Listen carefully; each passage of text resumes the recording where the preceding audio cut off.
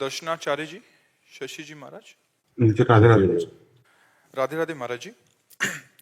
महाराज जी, क्या पुण्य कर्म से पाप कर्म नष्ट किए जा सकते हैं, घटता है? नहीं, दोनों अलग हैं, लेकिन भागवतिक कर्म से पाप कर्म नष्ट किए जा सकते हैं। जैसे पुण्य कर्मों में आता है, हम किसी को भोजन दे रहे हैं, पानी पिला रहे हैं, वस्त्र दे रहे हैं, कुआं, पौशाला, बावड़ी, इस तरह के औषधालय, विद्यालय ये खुलवा देना, ये सब सुकृत के अंतर्गत आते हैं। लेकिन जैसे हम गंगा स्नान कर रहे हैं, भगवत धाम आ रहे हैं, पुरियों के दर्शन कर रहे हैं, ये भागवतिक है। इसको सुकृत में नहीं लिखा जाएगा, इसे भागवतिक है। अब इसका संकल्प कीजिए आप कि आज तक जो हमसे पाप हुए हैं वो नष्ट हो, तो जितना आपका भागवतिक आराधन होता जा रहा है उतना वो नष्ट होते जाएंगे। नहीं तो दो कर्म अलग अलग हैं, शुभ और अशुभ। और भगवान के वचन है कि अवश्य में वो भोक्तव्यम कृतम कर्म शुभा अशुभम। शुभ कर्म पुण्य, अशुभ कर्म पाप, दोनों को भोगने पड़ेंगे।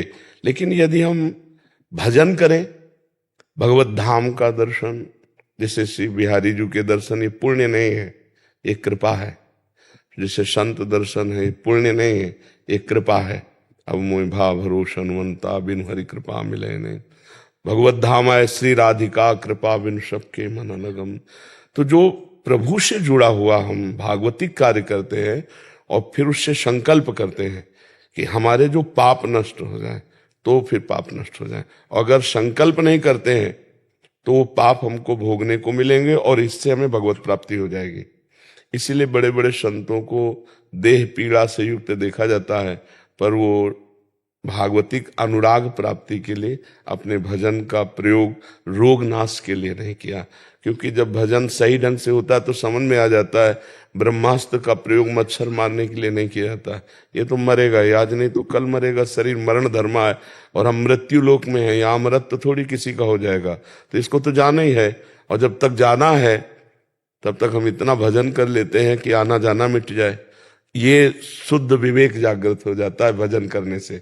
यदि हम चाहें तो अपने प्रारब्ध को मिटा सकते हैं, क्योंकि हमारे पास भागवतिक वस्तु है। पर चाह हो गई, प्रारब्ध मिटा दिया तो भगवत प्राप्ति नहीं होगी। भगवत प्राप्ति होती चाह को ही मिटा दे। जाहि ना चाही कबहु कछु, तुम सन सहज स्नेह, बसहु निरंतर तासुर, सो राउर निज गे है। कामना रहितम, जो विनिवृत्त कामाहा, कामनाओं का त्याग, कामना रहित होना, ये भागवतिक मार्ग है। और कामनाओं की पूर्ति करते हुए सुखपूर्वक जीवन व्यतीत करना, ये पुण्यशाली मार्ग है।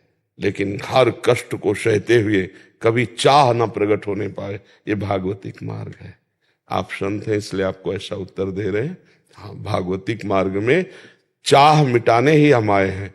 साधना, साध माने चाह, बोले भगवान हमारी साध पूरी कर दी, तो हमारी साधना, साध ही न रह जाए, कोई चाह ही न रह जाए।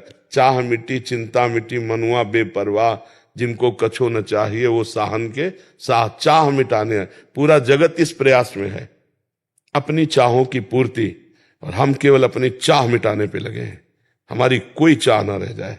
सकल कामना हीन जे, ते राम भगति रसलीन। जब समस्त कामनाएं शांत हो जाती हैं तो भगवान का प्रेम जागृत हो जाता है। तो शुभ और अशुभ कर्म दोनों अलग अलग हैं। भागवतिक कर्म से हम शुभ अशुभ दोनों को मिटा देते हैं। दोनों बंधन है। एक लोहे की जंजीर से बंधा हुआ व्यक्ति और एक सोने की जंजीर से बंधा हुआ व्यक्ति, लेकिन पीड़ा तो दोनों को समान है, केवल लोहा और स्वर्ण। तो शुभ और अशुभ दोनों बांधते हैं। ये सुख में बांधता है, वो दुख में बांधता है। पाप दुख में बांधता है और पुण्य सुख में बांधता है। बंधा तो दोनों में। मुक्त भगवान का आश्रय, भगवान का नाम और भागवतिक कर्मों के द्वारा होता है, जो कर्म प्रभु को समर्पित कर देते हैं।